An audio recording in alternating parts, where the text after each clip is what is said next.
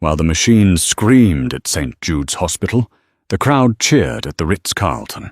On one side of the city, Sarah Sterling was fighting a losing battle against death, her body breaking to bring 3 lives into the world.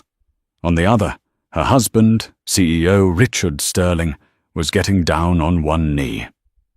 Not to pray for his wife, but to propose to his mistress. He thought he had the perfect plan to steal her inheritance. He thought he had won, but he didn't know who was watching from the shadows, or who had just walked through the ballroom doors.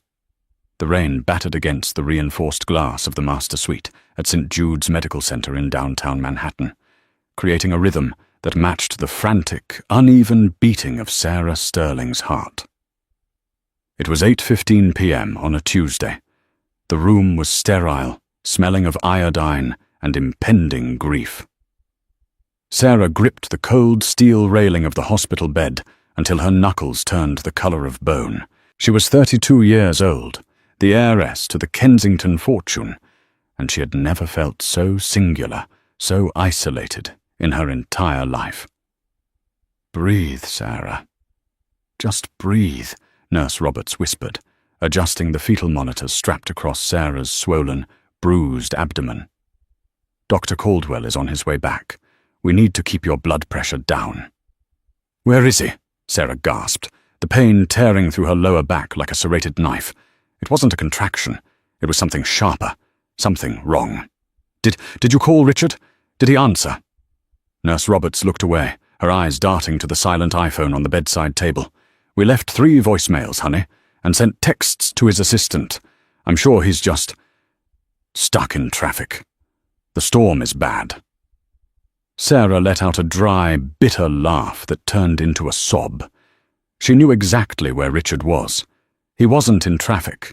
5 miles away, the storm was a non-factor inside the gilded ballroom of the Pierre Hotel. The air here didn't smell of iodine. It smelled of Chanel No. 5, expensive cigars, and roasted duck. The Sterling Enterprises annual gala was the event of the season, a black tie affair where the city's elite came to posture and preen. Richard Sterling stood at the center of the room, a glass of vintage Dom Perignon in his hand. At 35, Richard was the picture of corporate virility, tall, with razor-sharp cheekbones and eyes the color of ice. He wore a tuxedo that cost more than most people's cars, tailored to hide the slight softness of a man who hadn't seen a gym in months due to board meetings. Hanging on his arm, draped in a scandalous crimson gown that hugged every curve, was Jessica Vane. She was 24, a former intern turned executive liaison, and currently the woman Richard was parading around as his future. "Richard, darling," Jessica purred, leaning close enough to brush her lips against his ear. "Your phone has been buzzing in your jacket pocket for 20 minutes. It's vibrating against my hip." Richard didn't even blink. He took a sip of champagne, scanning the room for shareholders. "It's just the hospital. Sarah is dramatic. She's been having Braxton Hicks contractions for weeks. She does this every time I have a major event. It's a manipulation tactic." "But isn't she due?" Jessica asked, though her eyes were gleaming with malice rather than concern. "Not for another 3 weeks," Richard lied smoothly. He knew Dr. Caldwell had warned him yesterday that Sarah's preeclampsia had turned severe, bordering on HELP syndrome. He knew the triplets were in distress. He just didn't care. In his mind, the math was simple. If Sarah died in childbirth, the Kensington fortune, which was currently locked in a trust he could only access through her, would transfer to the children. As their father and sole guardian, he would control it all. If she survived, she would eventually divorce him for the affair, and he would be left with nothing but his failing tech company. He needed the sympathy vote. The grieving widower raising triplets. It polled well with the board. Back at the hospital, the monitors began to scream, a high-pitched, relentless wail that cut through the sound of the rain. "BP is spiking. 210 over 140, Nurse Roberts shouted, hitting the code blue button on the wall. "She's seizing!" Sarah's body arched off the bed, her eyes rolling back, the room flooded with doctors. Dr. Caldwell, a grey-haired man with kind eyes and steady hands, rushed in, snapping gloves on. "We're losing the heartbeat on baby B," someone shouted. "Get her to the OR now! We have to cut!" Caldwell roared. "Get the husband on the phone! I need consent for the hysterectomy if the bleeding doesn't stop. He's not answering."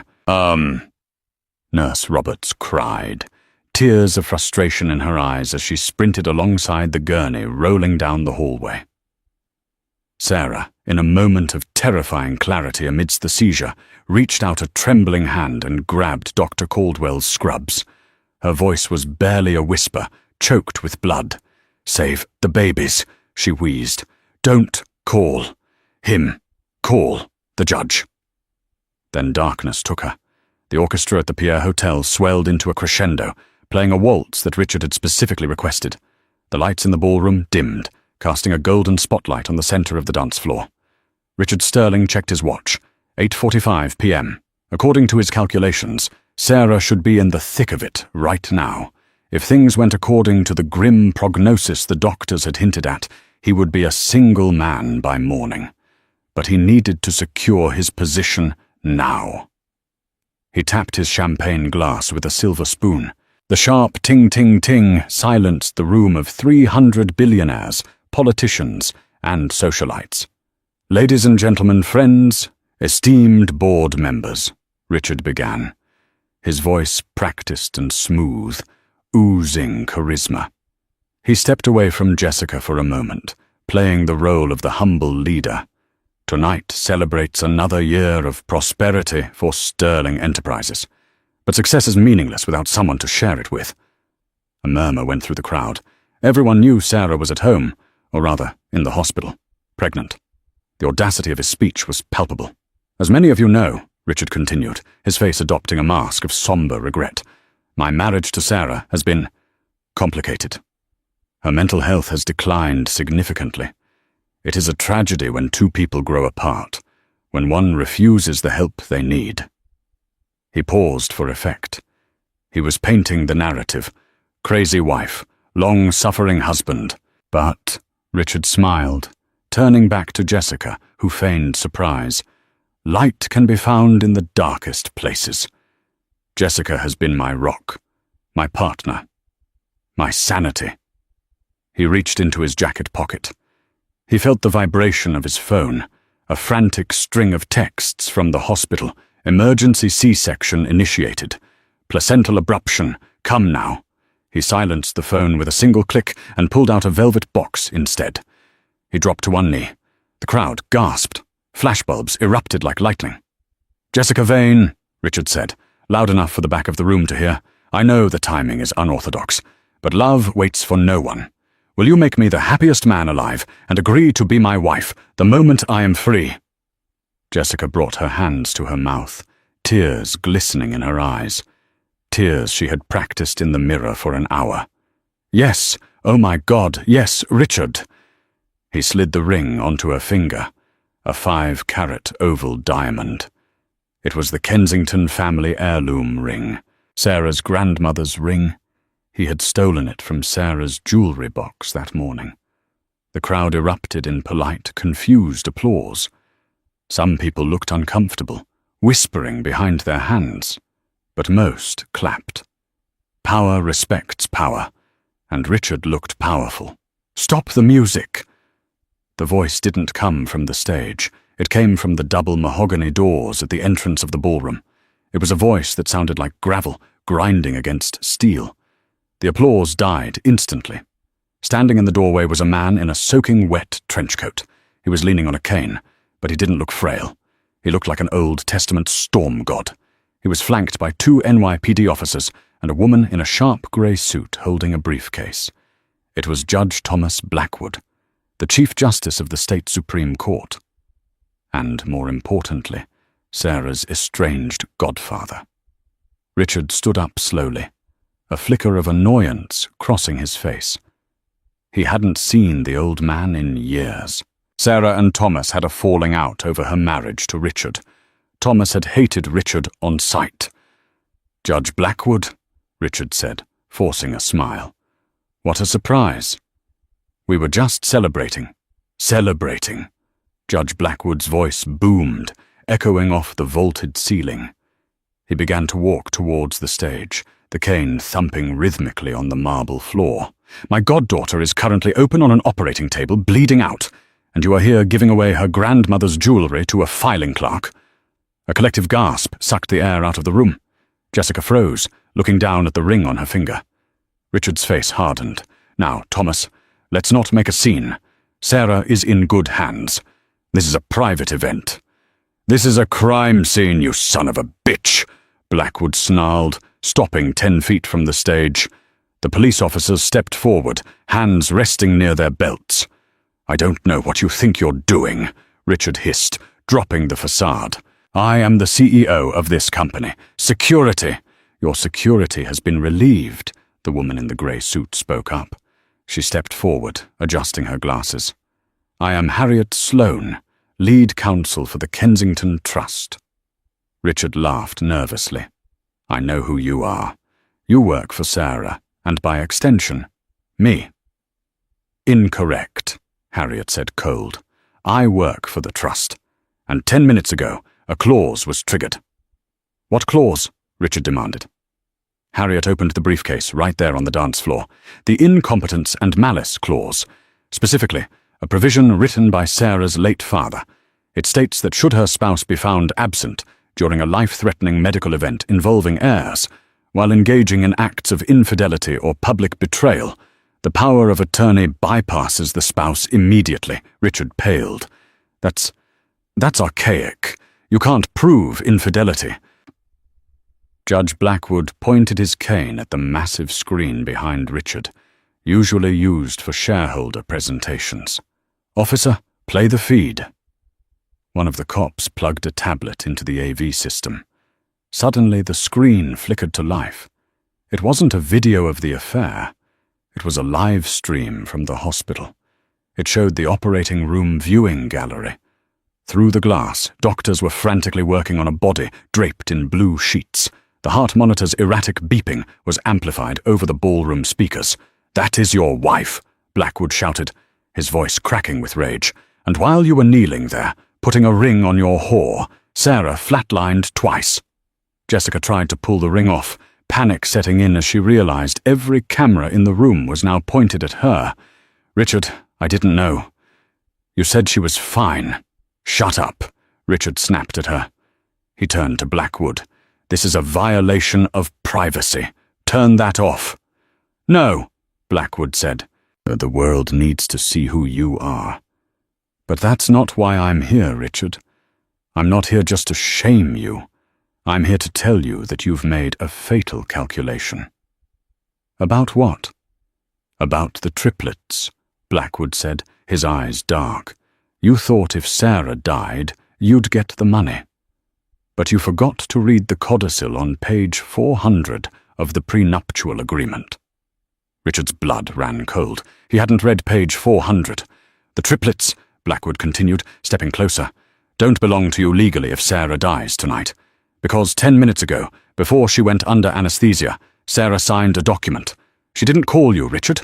She called me." "What did she sign?" Richard whispered. "An emergency adoption of custody." Blackwood smiled, a shark-like grin. "To me, until the paternity test is verified." "Paternity test?" Richard scoffed. "They are my children." "Are they?" Blackwood asked softly.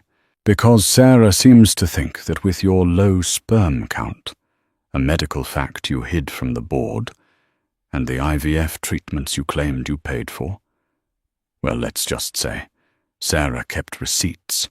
She knows you've been embezzling from the company to pay for your lifestyle with Miss Vane." The whispers in the room turned into a roar. The board members were exchanging horrified looks. "Officers," Blackwood said, turning his back on Richard, "escort Mr. Sterling to the hospital. If his wife dies, I want him there to be arrested for constructive manslaughter. If she lives, well, she's going to want to serve him the divorce papers herself." Richard stood frozen as the officers moved in, but the drama wasn't over. On the giant screen, The chaos in the operating room suddenly stopped. The doctors stepped back. A singular, high-pitched cry pierced the silence of the ballroom. Then another. Then a third. The triplets were born, but the line on the monitor for the mother was perfectly flat. A long, continuous tone filled the crystal ballroom. Beep! "Sarah?" Blackwood whispered, looking at the screen, his tough exterior shattering. Richard looked at the screen, and for the first time, the color drained from his face. Not out of grief, but out of the realization that his golden goose might have just died before he could fix the mess he had made. "She can't die," Richard muttered. "She can't die yet. I haven't transferred the assets." "Get him out of my sight!" Blackwood roared, lunging at Richard, only to be held back by Harriet, as the police dragged a struggling Richard Sterling out of his own gala, and Jessica Vane fled through the kitchen exit. The eyes of 300 guests remained glued to the screen, watching a doctor desperately performing chest compressions on the woman who had just given everything to bring 3 miracles into a world that didn't deserve them. The ride from the Pierre Hotel to St. Jude's Medical Center usually took 15 minutes in light traffic. Tonight, amidst the torrential downpour and the snarl of Manhattan gridlock, it felt like an eternity suspended in a vacuum. Richard Sterling sat in the back of the NYPD cruiser. He wasn't in handcuffs. Not yet. Judge Blackwood had ordered him escorted, a legal grey area that Richard intended to exploit the moment he stepped out.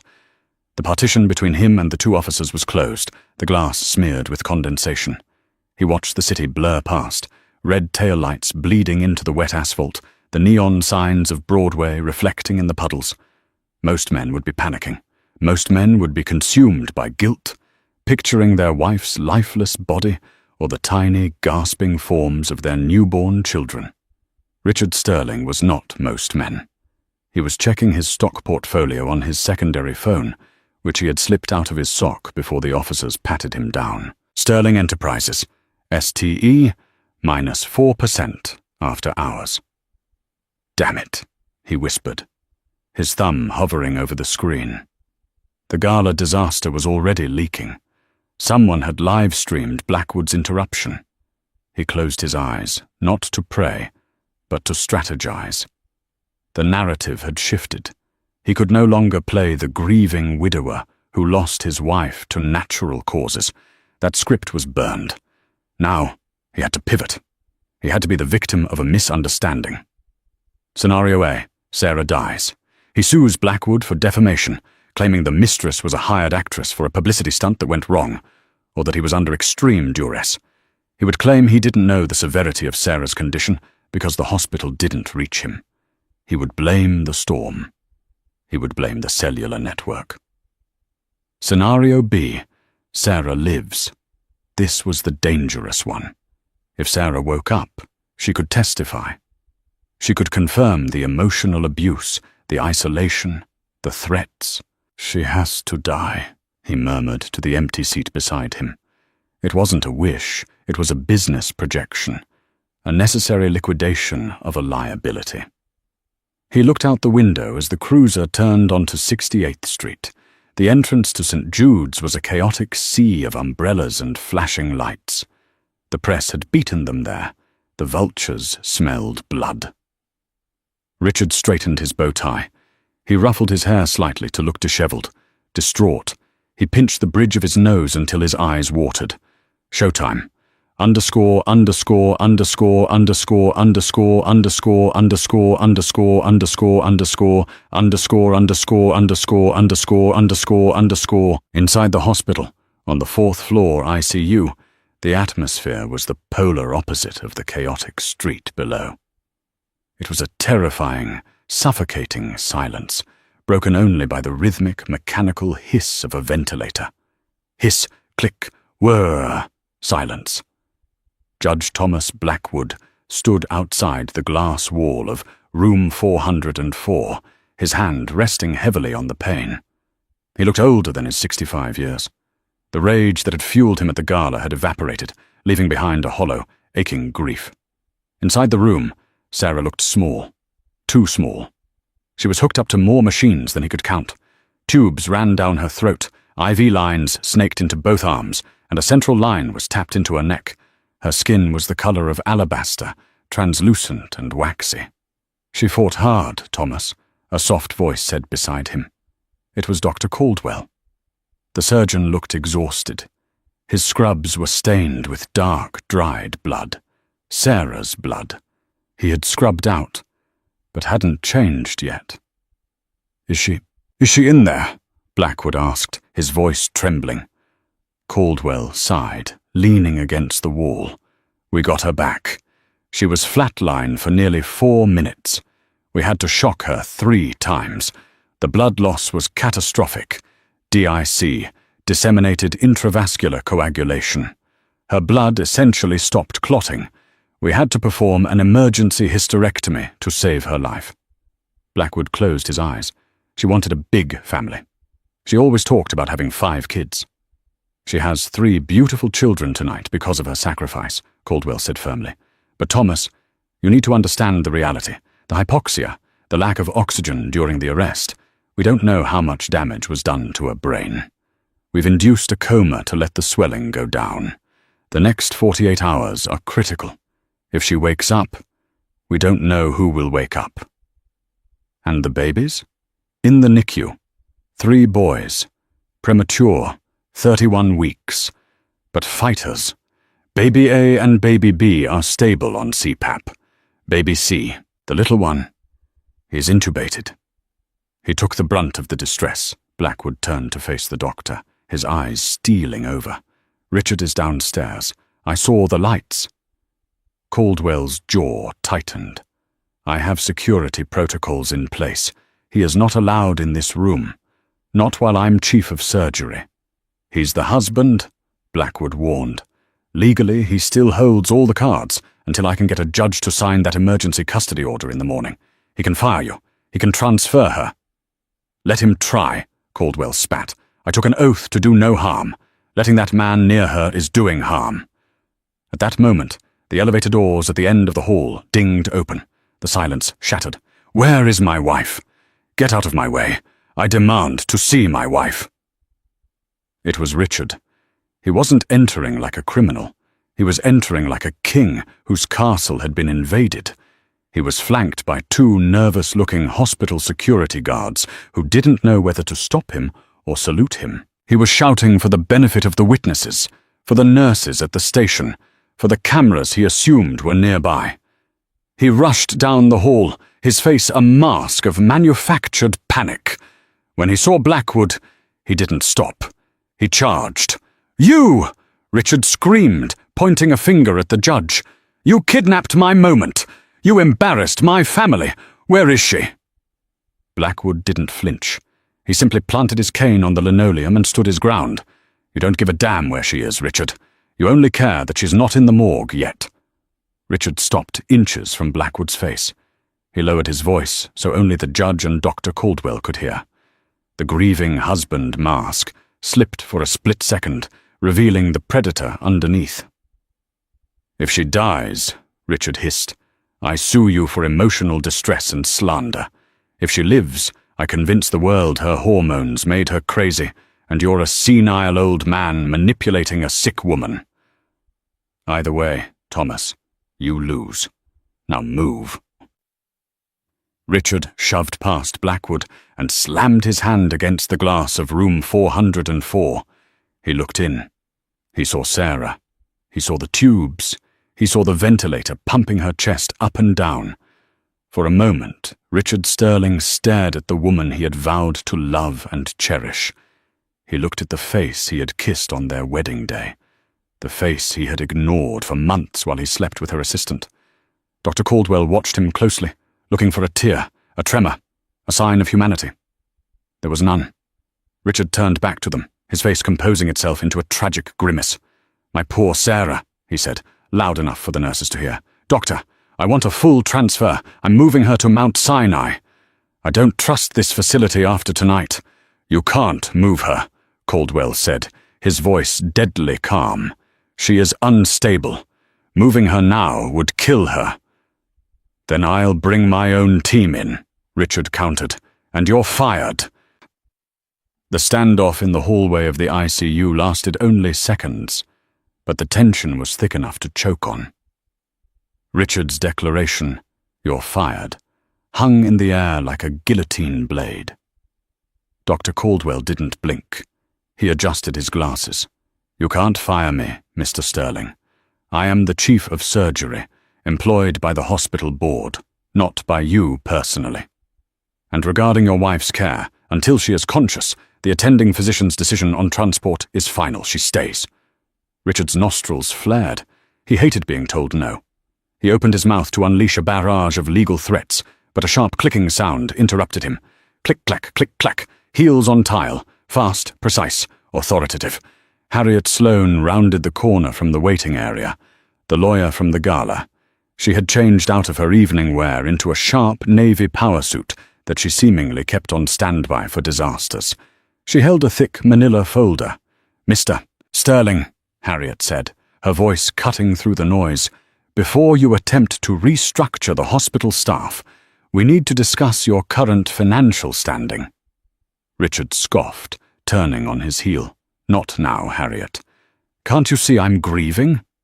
"You can grieve," Harriet said, stopping in front of him, blocking his path to the elevator. "But you cannot spend. As of 9 p.m. tonight, the Kensington Trust has frozen all joint assets." Richard froze. "Excuse me? The credit cards in your wallet?" "Declined," Harriet listed off, counting on her fingers. "The corporate accounts linked to the family trust? Frozen. Your access to the penthouse? Revoked pending a police investigation into the domestic disturbance." "What domestic disturbance?" Richard laughed, a high, incredulous sound. "I wasn't even home." "Exactly," Harriet smiled thinly.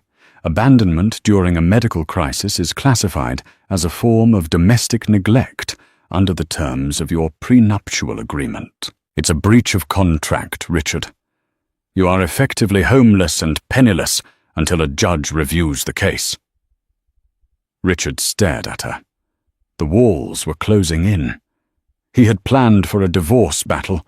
He had planned for a custody fight. He hadn't planned on being cut off at the knees within an hour. "I have my own money," Richard snarled. "My tech company is leveraged entirely against Sarah's assets," Harriet finished for him. "We called the bank. They've called the loan. You have 24 hours to come up with $12 million, or Sterling Enterprises enters receivership." Richard backed away, his face pale. He looked from Harriet to Blackwood to Caldwell. It was a coordinated strike. They weren't just protecting Sarah, they were dismantling him. "You think you can bully me?" Richard whispered, a vein throbbing in his temple. "I am the father of those children. You can't keep me from them."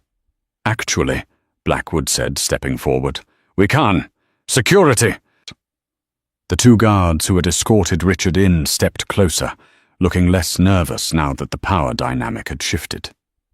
"Escort Mr. Sterling to the waiting room on the first floor," Blackwood ordered. "He is permitted to sit there. He is not permitted on the NICU floor or the ICU floor until he submits to a drug test and a psychological evaluation." "This is insanity," Richard shouted as the guards took his arms. "I'll have your badges. I'll burn this hospital down." As they dragged him away, kicking and screaming threats, the silence slowly returned to the hallway. Dr. Caldwell let out a long breath. "Can we actually do that? The drug test?" Harriet shrugged, clutching her folder. "Probably not, but it buys us time, and time is the only thing Sarah has right now. Underscore, underscore, underscore, underscore, underscore, underscore, underscore, underscore, underscore, underscore, underscore, underscore, underscore, underscore, underscore, underscore." Meanwhile, on the east side of Manhattan, while Richard was being dragged out of the ICU, a black town car sat idling in an alleyway behind the Pierre Hotel. The rain drummed relentlessly on the roof. Inside, Jessica Vane sat in the dark, shivering. She wasn't wearing the crimson gown anymore. She had thrown a trench coat over it, stolen from the coat check in the chaos. Her mascara was running down her cheeks, but her eyes were dry and alert. She looked down at her hand. The 5-carat Kensington diamond was still on her finger. It felt heavy, cold. Her phone buzzed. Unknown number. She answered it on the first ring. "Is it done?" a male voice asked. It wasn't Richard. The voice was deeper, distorted, smooth like velvet over gravel. "No," Jessica whispered, her voice shaking. "It's a mess, Victor. Blackwood showed up. He had the police. He played the video from the hospital." "I saw the news," the voice said calmly. "Richard is a fool. He was supposed to be subtle. I told you, subtlety is key. He was going to propose," Jessica hissed. "He went off script. He thought if he locked me down, he'd secure the money faster. He didn't know about the clause in the trust." "Richard is a blunt instrument," the man named Victor replied. "That is why we used him. But now he is a broken instrument. He is useless to us." Jessica twisted the ring on her finger. "So, what do I do? The police are looking for me. They want a statement." "You disappear, Jessica. Just like we planned for the contingencies," Victor said. "But not yet. We still need one thing." "What?" "The children," Victor said. The temperature in the car seemed to drop. "The Kensington airship is only valid if there are living heirs. If Sarah dies, and the children vanish, the money reverts to the secondary line of succession." Jessica's eyes widened. "Victor, no. I agreed to seduce Richard. I agreed to help you break up the marriage so you could buy the company cheap. I didn't agree to kidnapping. They're babies." "You are wearing a stolen ring worth $500,000, Jessica," Victor said, his voice hardening. "You are an accomplice to attempted fraud. Do you want to go to prison, or do you want to retire to that villa in the Maldives we discussed?" Jessica looked out the window at the rain-slicked bricks of the alley. She thought of her student loans. She thought of her sick mother in Jersey. She thought of Richard, who had thrown her to the wolves the moment the police arrived. "How?" she asked, her voice barely audible. "Richard will be desperate," Victor explained.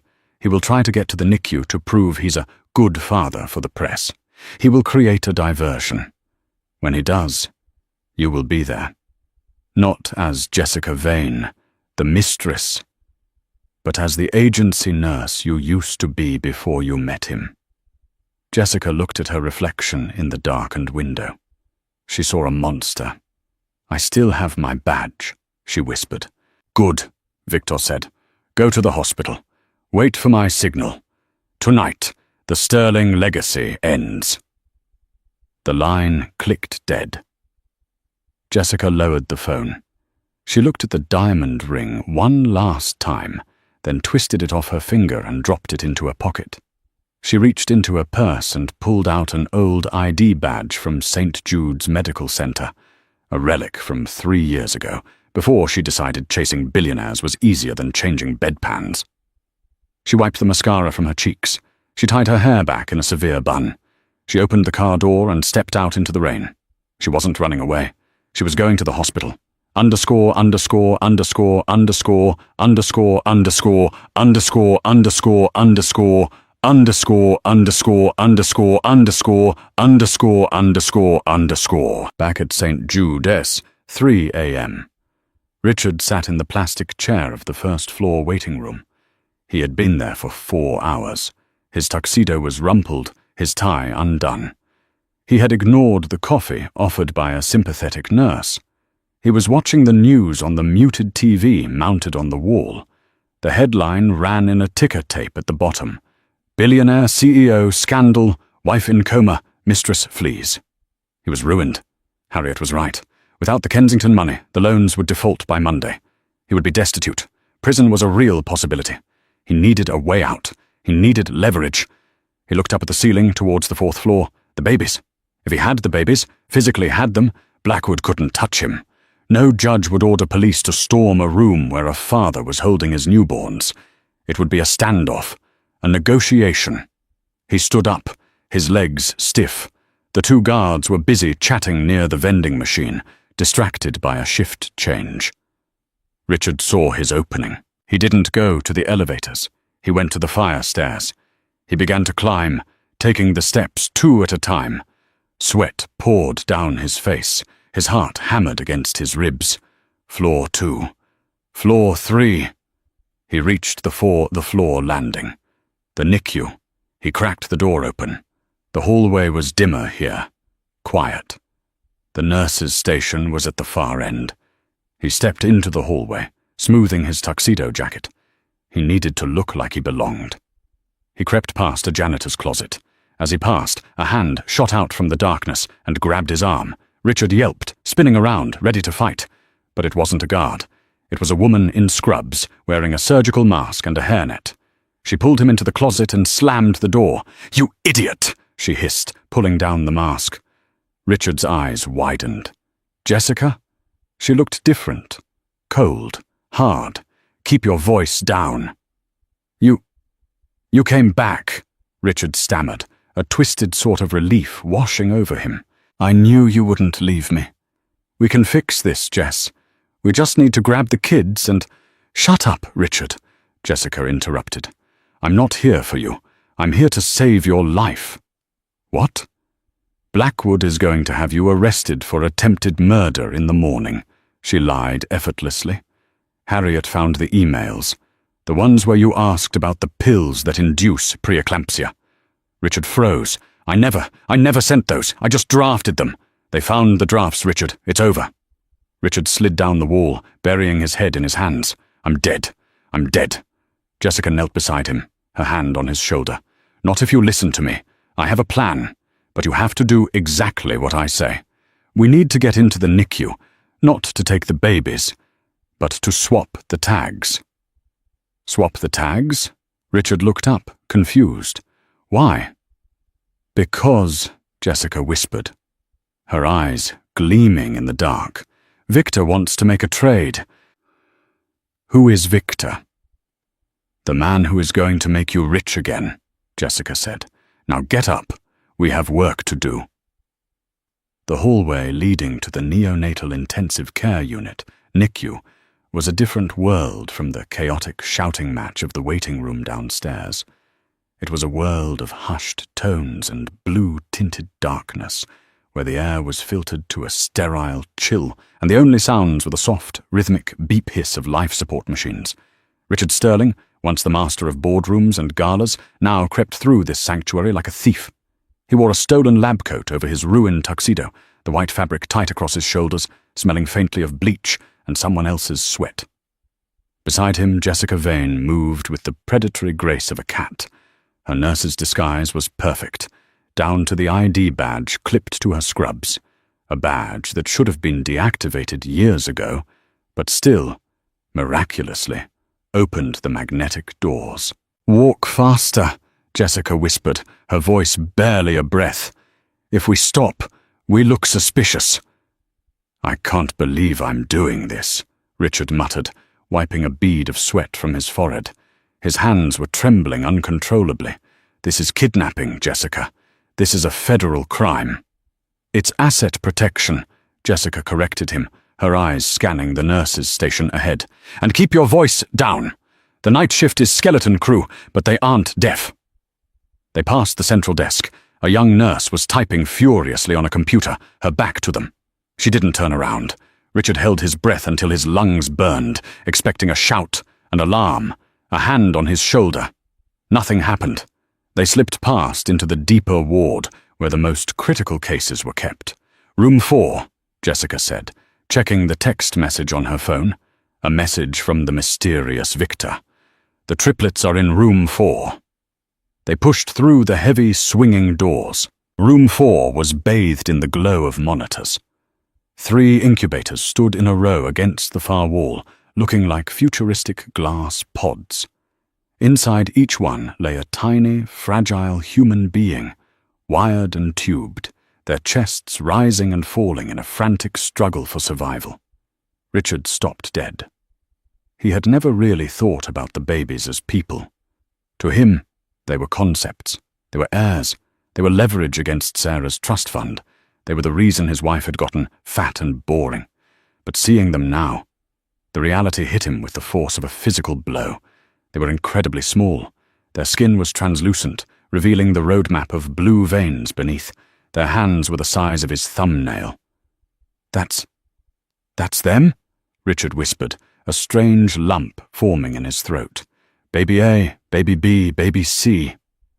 Jessica read the cards taped to the incubators. She pointed to the one on the far right. Baby C, the smallest one. He's on the ventilator. Richard walked slowly toward the third incubator. He looked down at his son. The baby had a tiny knit cap on his head. His eyes were fused shut. A tube ran down his throat, breathing for him. He looks like my father, Richard murmured, a ghost of a memory surfacing. He has the sterling chin. For a second, the monster in Richard slept, and the father awoke. He reached out a hand to touch the glass. "Don't get attached," Jessica's voice cut through the moment like a scalpel. She was rummaging through a medical cabinet in the corner. "We aren't taking him home to play catch." Richard whipped around. "What do you mean? You said we were swapping tags. You said we were moving them to a private facility." Jessica stood up, holding a syringe and a small vial of clear liquid. Her face was devoid of the warmth she had faked for so long. "Victor doesn't want the babies, Richard," she said coldly. "Victor wants the Kensington line broken." Richard's blood ran cold. "What are you talking about?" "The trust fund," Jessica explained, tapping the syringe. "It only pays out if there is a living heir by the age of 21. If the heirs die, or if they disappear, the money goes into a holding account managed by the secondary executor." "Who is the secondary executor?" Richard asked, the horror dawning on him. "Victor Hale," Jessica said. "Your business partner, the man who lent you the money to buy the tech company, the man you owe $12 million to." Richard staggered back, hitting a rolling tray. The metal clanged softly. "Victor," Richard gasped. "Victor set me up. He told me to marry Sarah. He told me to—" "Oh my God." "He played the long game, Richard," Jessica said, stepping closer to the incubator of Baby C. "And now we are in the end game. We don't need to kill them. That's messy. We just need to remove the strongest one and let nature take its course with the weak one." And she pointed the syringe at the IV port of Baby A, the strongest triplet. "This is just a sedative," she lied. "We're taking Baby A. We leave the sick one. When Sarah wakes up, if she wakes up, she'll be too broken by the loss of one to fight for the fortune. Victor steps in, declares you incompetent, and takes control of the trust." "No," Richard whispered. He looked at his son in the glass box. He looked at Jessica, the woman he had destroyed his marriage for. "No, I won't let you hurt them." Jessica's eyes narrowed. "You don't have a choice, Richard. You're already an accomplice. If you stop me now, I scream. I tell them you forced me in here. Who will they believe? The nurse or the man who was dragged out by security 3 hours ago?" Richard stood paralyzed. The hum of the ventilator seemed to grow louder, filling his head. Whoosh, click, whoosh, click. He was a greedy man, a selfish man, a cheating husband.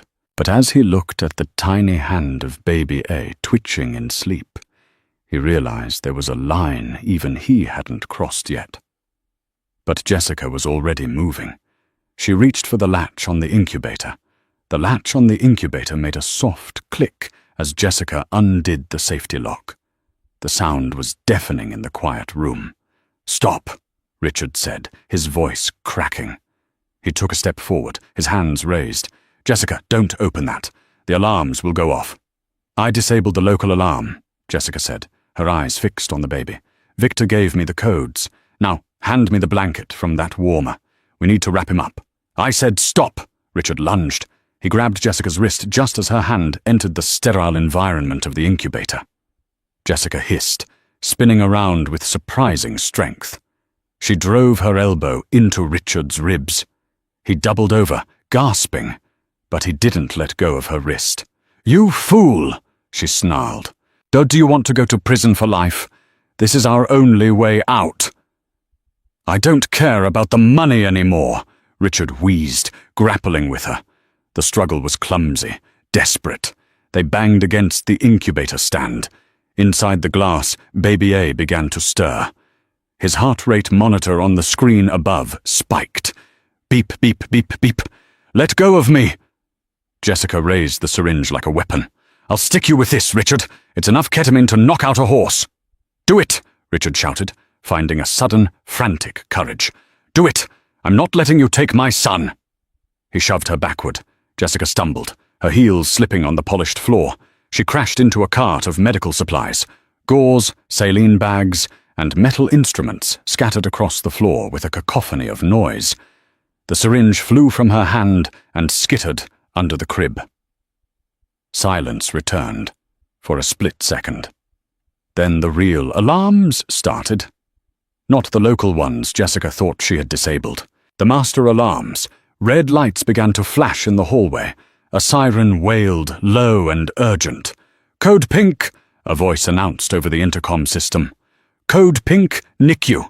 Abduction protocol initiated. Lockdown in effect.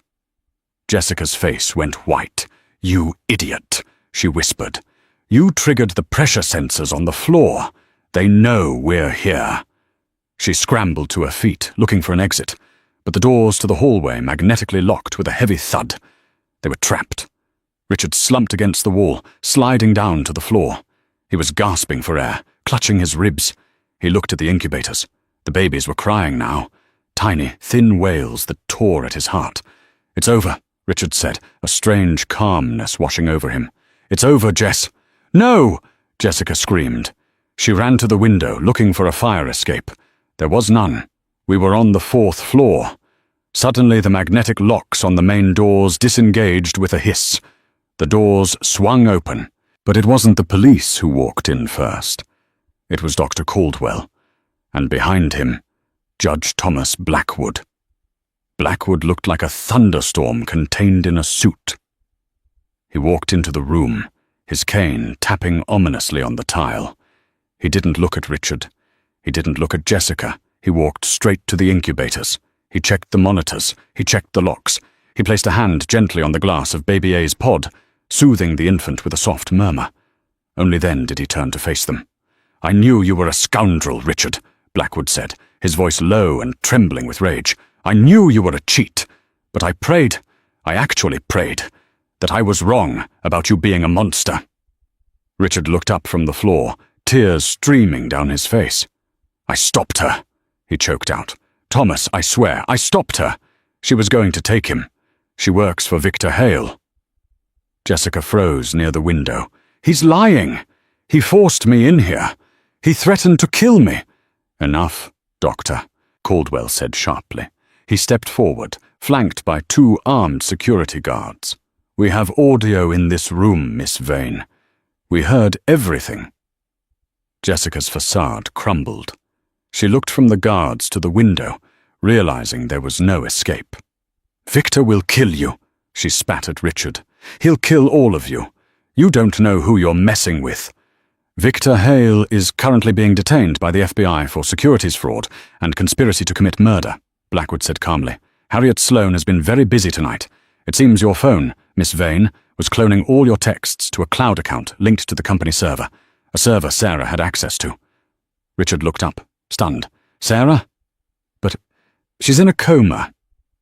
Blackwood's expression softened, just a fraction. He looked at the incubators, then back at Richard. She is, Blackwood said. But Sarah is a smart woman, Richard. She knew you were plotting something. She set up the trap weeks ago. She told me if anything happened to her during the birth, I was to trigger the audit immediately. Blackwood stepped closer to Richard, looming over him. You didn't just fail your wife, son. You walked right into the grave she dug for you. The security guards moved in. They handcuffed Jessica first. She didn't scream. She just went limp, her eyes dead and empty. Then they came for Richard. Wait, Richard said, struggling to his feet. Thomas, please, let me say goodbye to them. I saved them. Doesn't that count for something? Blackwood looked at the 3 babies. The crying had stopped. They were sleeping again, safe in their plastic wombs. You did one decent thing in a lifetime of selfishness, Blackwood said. It will be noted in the police report. It might save you from the death penalty. but it won't make you a father." Blackwood pointed his cane at the door. "Get him out."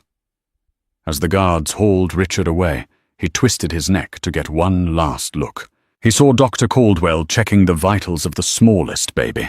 He saw Judge Blackwood standing guard like a sentinel. And then, as the doors swung shut, cutting off his view forever, Richard Sterling heard the one sound he had dreaded all night. His phone buzzed in the pocket of the tuxedo jacket the police had confiscated. It was a text message, but not from Victor, and not from Jessica. It was from Sarah's number. The guard holding the evidence bag looked at the screen and frowned. "What is it?"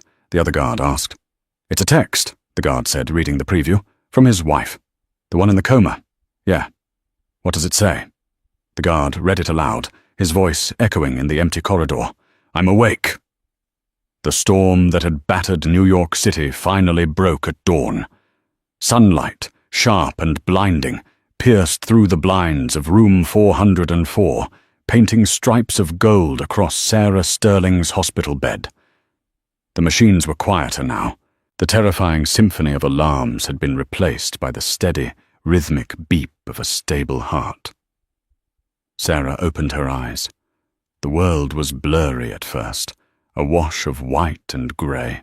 Her throat felt like it was filled with glass, and her body felt hollowed out, aching in places she didn't know existed. "Water," she rasped. A cup was immediately held to her lips. She drank greedily, then blinked the room into focus. Judge Thomas Blackwood was sitting in the armchair next to her, looking like he hadn't slept in a decade. His tuxedo shirt was unbuttoned at the collar, his cane resting against his knee. "Thomas," she whispered. "I'm here, kiddo," Blackwood said, his voice thick with emotion. He took her hand, his grip was shaking. "You gave us a hell of a scare." Sarah's memories came flooding back in fractured shards. The pain, the ambulance, Richard not answering the phone, the darkness. "The babies," she gasped, trying to sit up, but the pain in her abdomen pinned her down. "Where are they? Did they?"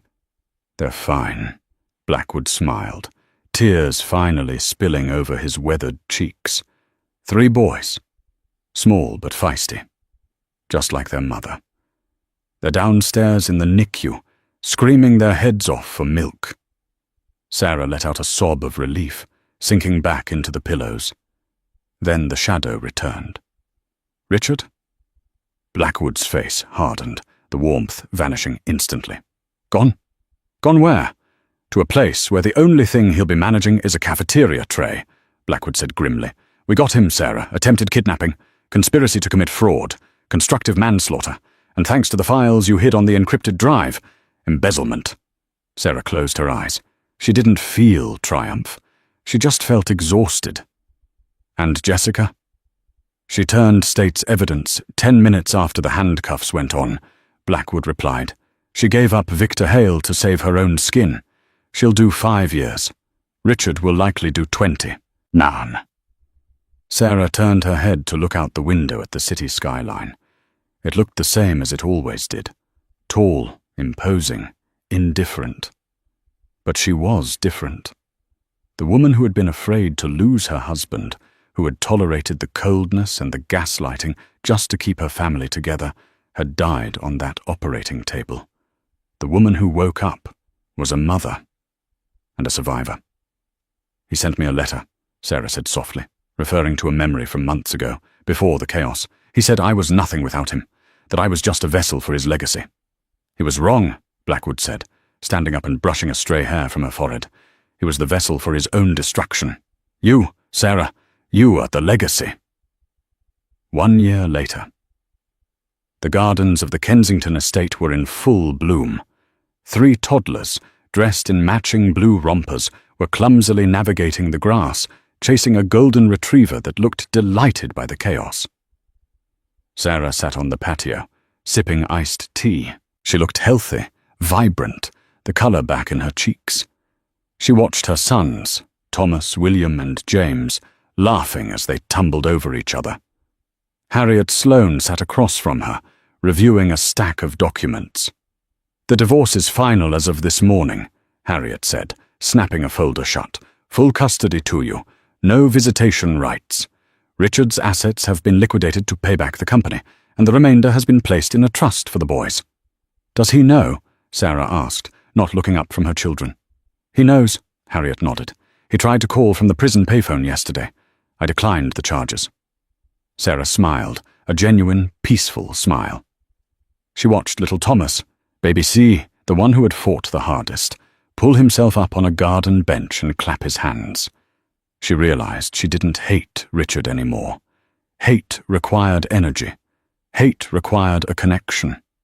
She felt nothing for him but a distant pity, like one feels for a stranger in a tragic news story. She stood up and walked into the sunlight, scooping up her sons in her arms, their laughter filling the air where silence used to be. She had lost a husband, yes, but she had gained a life. In the end, Richard Sterling thought he was playing a game of chess, but he forgot that in life you cannot sacrifice your queen to save yourself. He underestimated the strength of a mother's love and the inevitability of truth. He spent his life chasing gold, only to lose the true treasure that was waiting in the nursery. Sarah's story reminds us that while betrayal leaves scars, it also clears the path for a future built on honesty, strength, and love. The storm may be violent, but it always washes the world clean. What an incredible journey for Sarah and her triplets. It just goes to show that money can buy a lot of things, but it can't buy loyalty, and it certainly can't buy a clean conscience. What do you think? Did Richard deserve a chance to say goodbye to his children, or did he get exactly what he deserved? Let me know your thoughts in the comments below. I read every single one. If you enjoyed this story of justice and karma, please smash that like button. Share this video with a friend who loves a good drama, and don't forget to subscribe and hit the bell icon so you never miss the next real-life story. Thanks for watching, and see you in the next video.